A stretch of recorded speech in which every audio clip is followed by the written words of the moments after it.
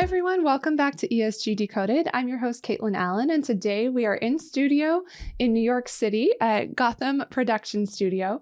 I'm so excited to welcome Leela Ramnath to the podcast. Leela, thank you so much for being here. Thanks, Kaitlyn. Great to be here. So Leela is the Senior Vice President and Head of ESG at Warburg Pincus, a private equity firm, where she leads global ESG strategy for the firm and collaborates with investment teams and portfolio companies to drive and optimize implementation. She also manages key partnerships. Leela has 20 years of experience working across capital markets, emerging markets, and ESG. She's a former term member of the Council on Foreign Relations and is a board member of ClimeCo and Ownership Works. Leela, we're so excited to have you on today to talk about the private equity perspective on ESG. So thank you for coming out.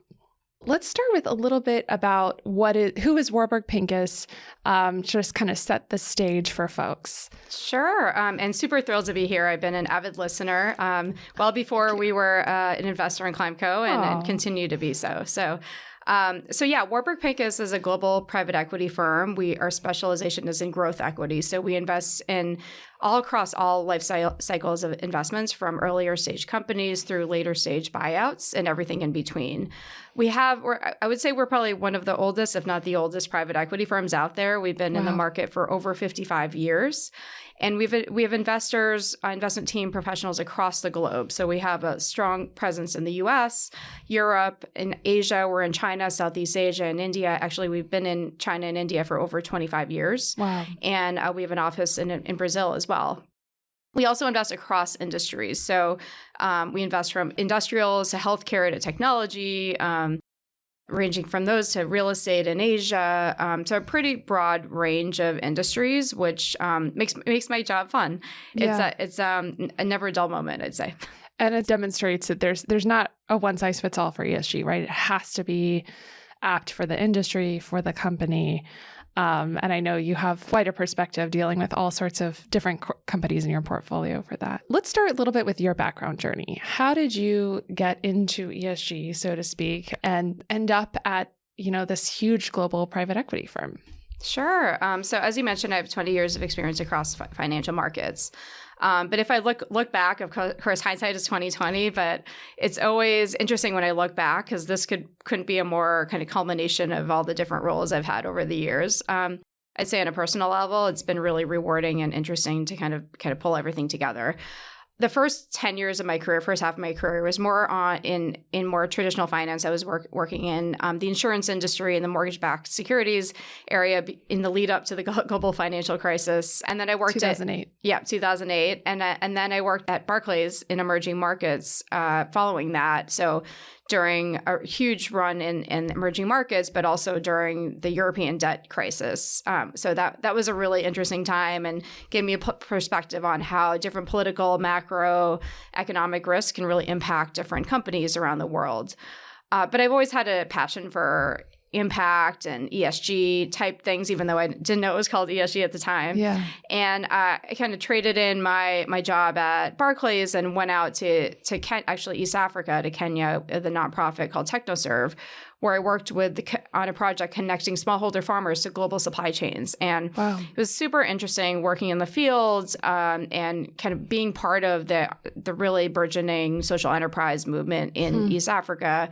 I realized very quickly that I was not a person to live on a 1-acre plot in central Kenya, but I really acknowledged the power of finance and how it can be influenced by, but also influence a lot of environmental and social factors. So came back to New York and got involved with an emerging manager that was focused on also supply chains, but this time in the fashion supply chain. So we did a lot of work looking at factories in Southeast Asia and impacts on the workers, environments, sustainability issues, and how that could be linked to creating value from companies and global brands. So, and then I was really lucky to get the opportunity at Warburg Pincus. And about 4 years ago, I joined the firm as global head of ESG, or head of ESG globally. And in that role, TopCo worked with on the corporate sustainability policies and processes, our reporting to our investors, which is a key area of how we get our financing, and our money is from our asset owners around the world that are really interested in how we are tracking ESG factors. And I can talk a bit about what that means. Second is I work very closely with our investment teams, which are investment professionals that have been looking at all sorts of issues from a long-term view, but helping them understand what are the new ESG issues that they should be looking at as we look at different sectors. And we can talk about materiality of what's important to each sector in a moment. And then finally, I think a lot of fun that I have is working with our portfolio companies. And given the different types of companies that we work with and different stages, a lot of my work and my team's work is helping meet companies where they are and help them understand how they can potentially grow their businesses through ESG efforts. It sounds so interesting. And to your point, it's like those things you look back on, you're like, oh, that really did feed into this. Yeah.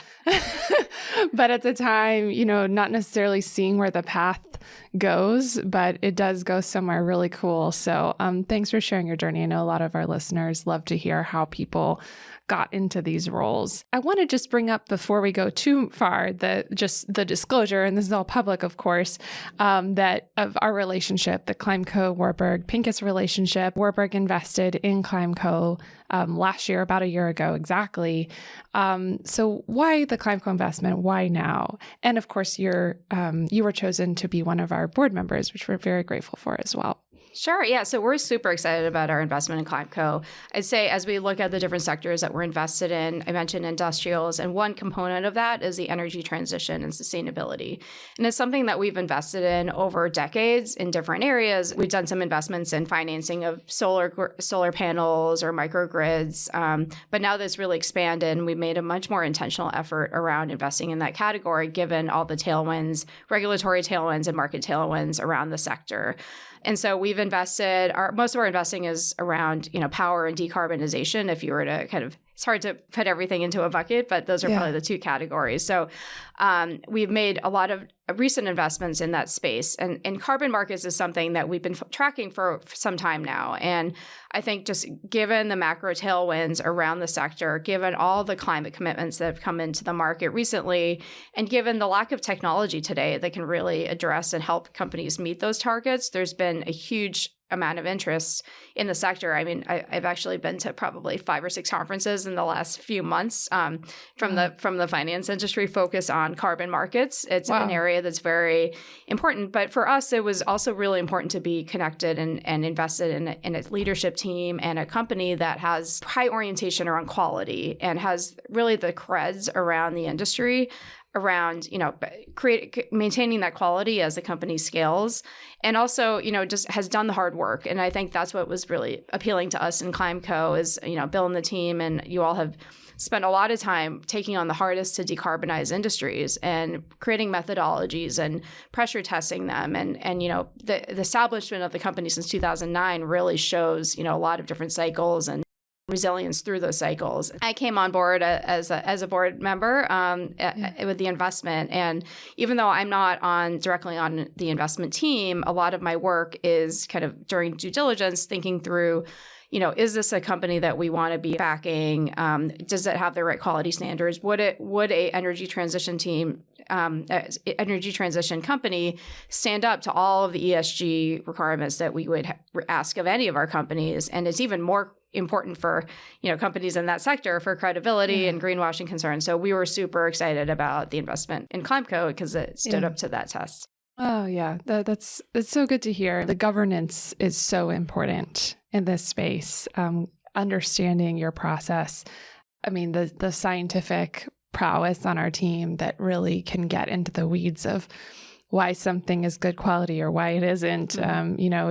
It's something that certainly I'm learning about. I know listeners know I started more on the corporate ESG side, so I've learned a ton coming to ClimeCo about markets and in this space. So the conversations we have are certainly that governance piece for us, the G. Yes, it's impact, it's the E, it's the social co-benefits. It's that G is what's very salient right now. And we stand behind our methodologies and our processes, right? So very cool. Well, let's go back to private markets, right? So there are perhaps differences in how folks in private markets think about ESG versus public markets. Could you tell us what you think about that?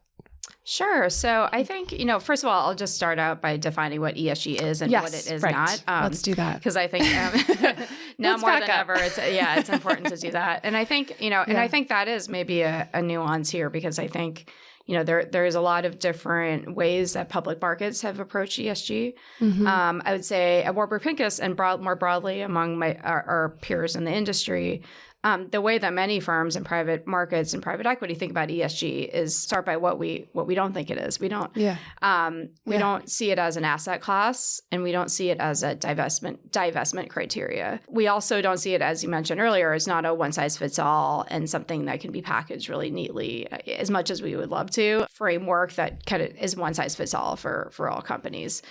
What we do think is that we see ESG as a lens, and that's how when we're looking at any investment, we look at all the financial, business drivers and macro drivers and regulatory environment around every investment. And so when we think about environmental, social, and governance factors, we see them as just an extra lens on how we can look at investments and see how a company can continue to preserve its value in the market. And at worst, a company that mismanages these issues can erode value. So we want to protect against the downside there.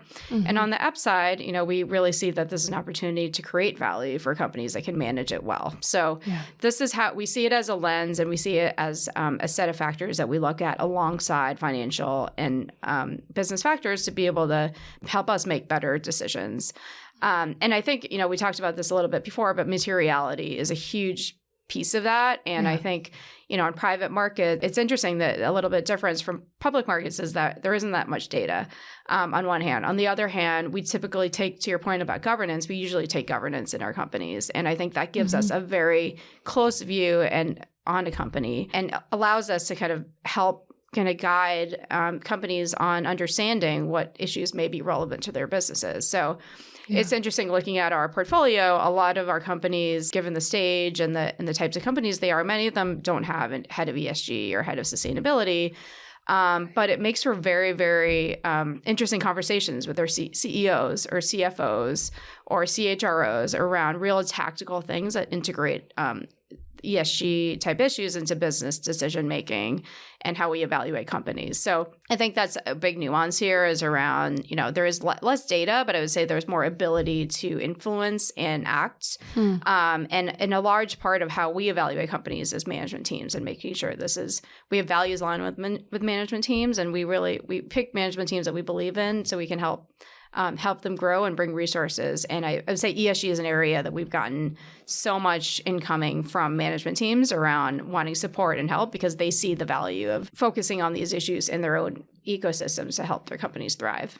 I love the way you defined it, and I think it's very much aligned with how we have always defined it at ESG Decoded. But I love, so for that kind of quick takeaway for people to be thinking about, it's protecting against downside risk, but also what's the upside, right? Where is there opportunity from focusing on a particular issue? So I think I love that kind of framing of it. You're head of ESG at a global private equity firm, one of the oldest, like you said, very, very well established. I know you're very plugged into the macro trends. Could you tell us a little bit about trends from your perspective? Sure. So I would say there are three main areas that we're spending a lot of time thinking about it and that are really influencing our industry. There's regulation, climate, and ESG data. And they're all very much intertwined, but I can talk through each of those. So for regulation, it's interesting because given, for funds that are investing or marketing securities into Europe or are domiciled in Europe, there's, as you probably know, the SFDR, the Sustainable Finance Disclosure Regulations for the financial industry. And this is basically requiring any funds that are being marketed into the EU to actually classify their funds in terms of how their level of ESG integration or how they're promoting ESG factors and making it very clear around disclosures. A lot of these funds, if they are regulated, having to report not only on how they're disclosing, but also how they are collecting metrics from their underlying portfolio companies. And that's something that has been a huge influence on our industry. And a lot of firms in the private equity markets have been spending a lot of time figuring out how the regulation impacts them directly, but also portfolio companies and how they can get the data, which is the third point. Regulation, on one hand, from a disclosure perspective, is a huge trend. And in the US, we're seeing that as well. The SEC is taking a little different approach, so they are working on their own rules. But at its core, there's a lot more focus on greenwashing. And, are you doing what you say that you're doing to your limited partners and other folks in the ecosystem? So that's on the disclosure bit. But there's a lot of focus on regulation, but in terms of opportunities and incentives, the Inflation Reduction Act has really opened up the investability of certain sectors, the upside, exactly. And legislations around the world are kind of putting, places like Singapore where they have a carbon tax now and ratcheting up quickly. These are real issues that regulations are really influencing the way that private companies are thinking through these issues. So regulation is one. The second is climate. And climate is a super interesting, it's a really interesting time. I think there's a lot of narrative around, public companies divesting and some of their assets going to the dark corners of private equity markets, which is interesting because that's making the assumption that private markets don't have their own influences to do a lot of climate. And I would just say there's a tremendous amount of influence to focus on climate, not only from every private equity sponsors, investors, limited partners around the world that are making their own climate commitments, but also from portfolio companies themselves. Just, being able to do business in the world today, most companies, if they're in a supply chain of a larger company, they're going to need to start disclosing. And so it's there's a lot of pressure around kind of, and rightfully so, around, the private markets having more focus on climate and impacts of climate. And I think, I was seeing a stat, there was I think 90% of global GDP today is covered by net zero commitments. And is that right? Yeah.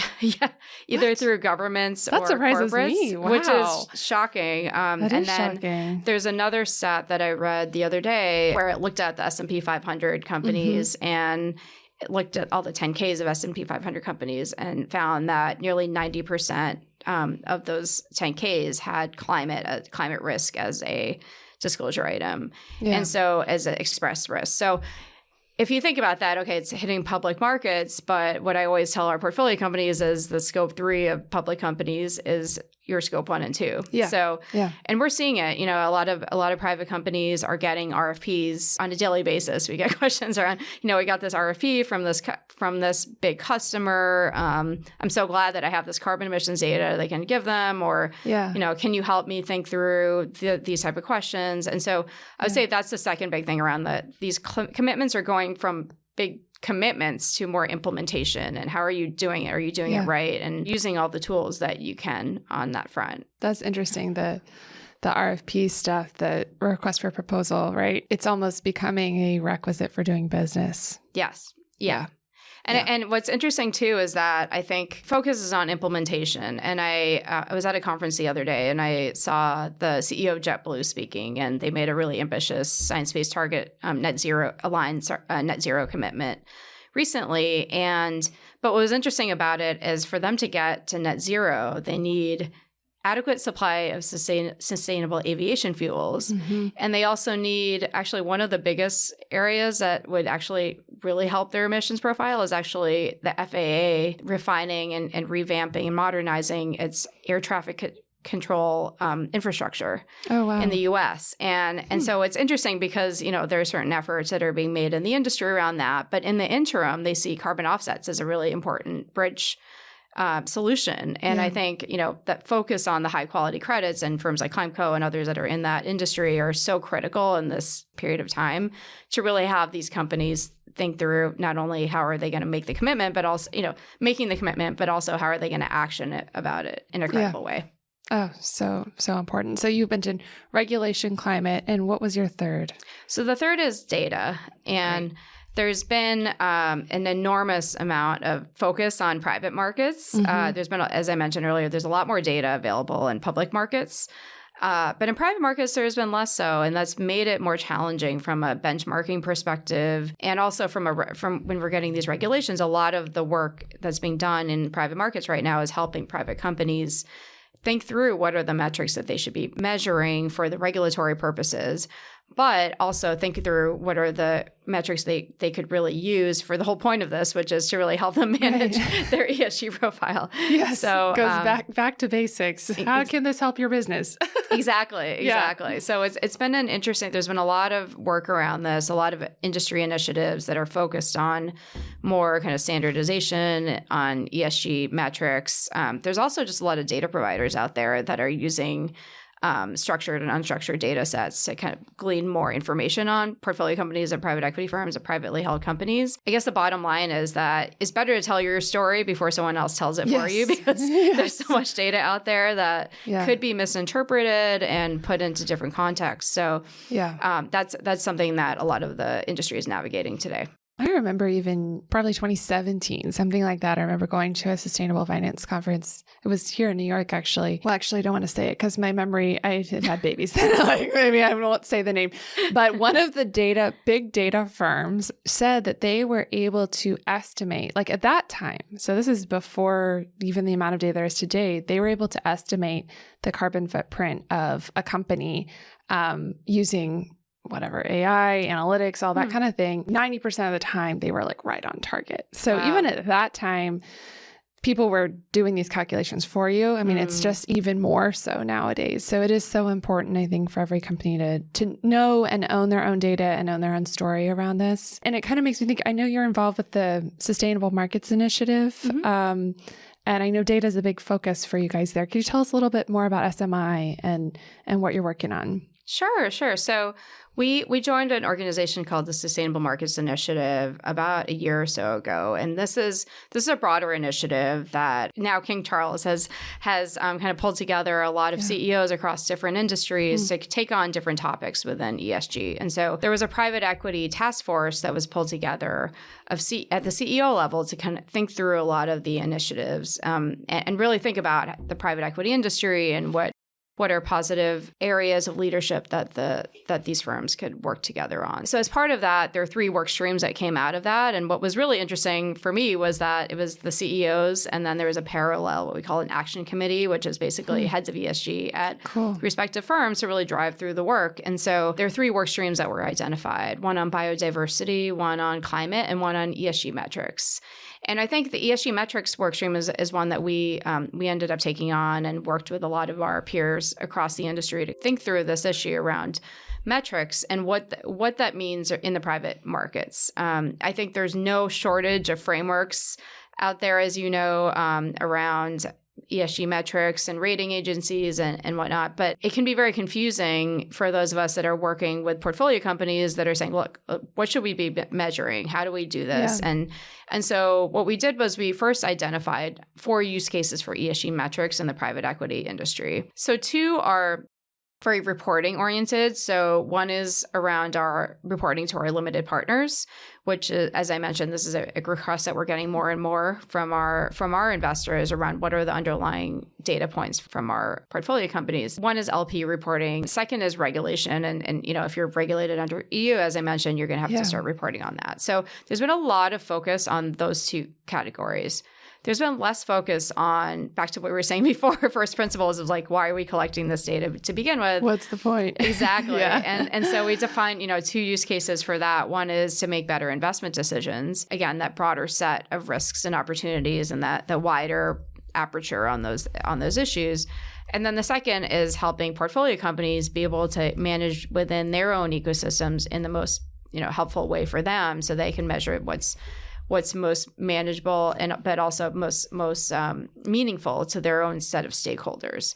And so we came together and thought through a lot of these issues and a lot of big range of firms and different jurisdictions and we came up with a 3-step process of how to think through this. And our hope is that, this will be helpful for not only asset owners, the limited partners that are trying to gather data from general partners like private equity firms. We think it'll be helpful for other private equity firms that maybe earlier on in their journey, and then also helpful for portfolio companies that are trying to navigate this real time.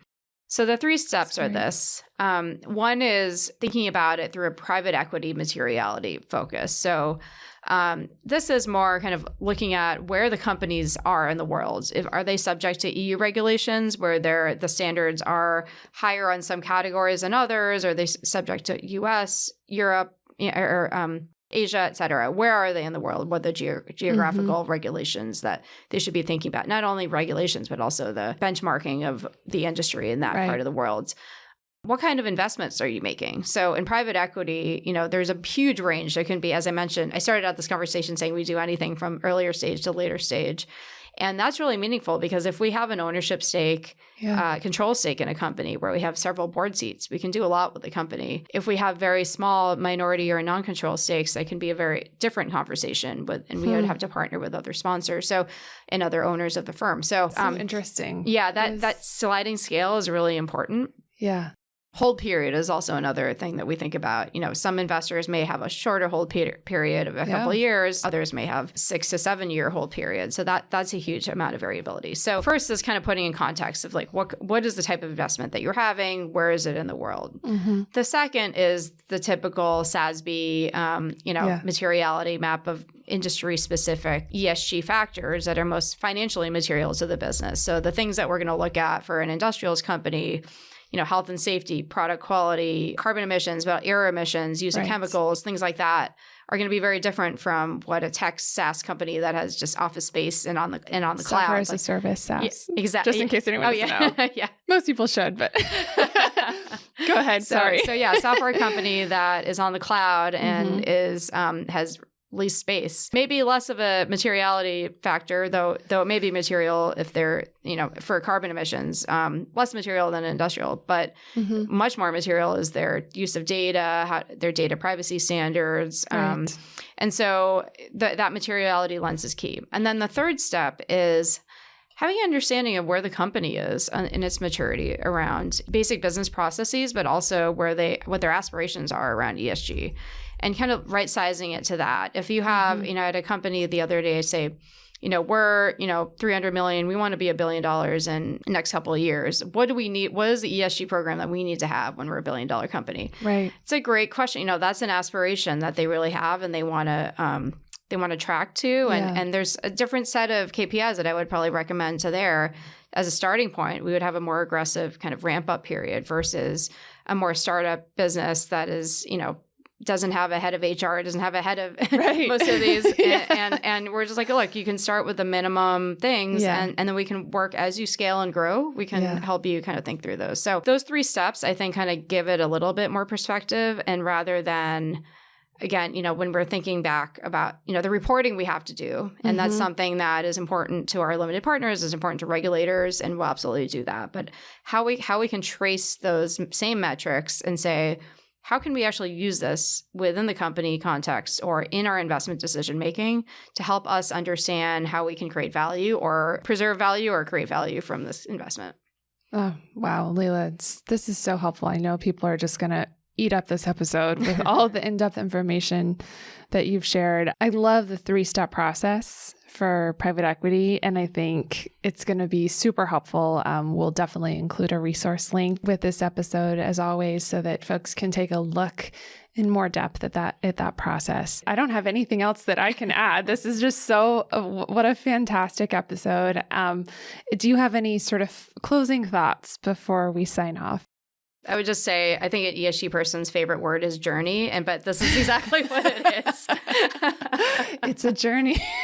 So I think it is interesting, though. That's what we're trying to create here is just that step of like, do you just want to do the minimum stuff right now and kind of aspire for something later, or do you want to be the advanced industry leader here? But I would just going back to the beginning of like definitions, why we're doing this to begin with. And this is, again, a way that we look at how we think companies can, create either preserve value or create value. Right. And so if you think it through that, it can cut through the noise and use data to support those decisions. that's what we're striving for. And yeah, that's all. I'll leave you with that. That's perfect. Well, and I just want to say too, before we sign off, that we're so grateful to have you on our board at ClimeCo, to have Warburg Pincus as an investment partner, as well as Heritage. We're just so grateful for the support from our investors. And thank you so much for being here to share your perspective. Great. Thanks a lot, Kaitlyn. Yeah.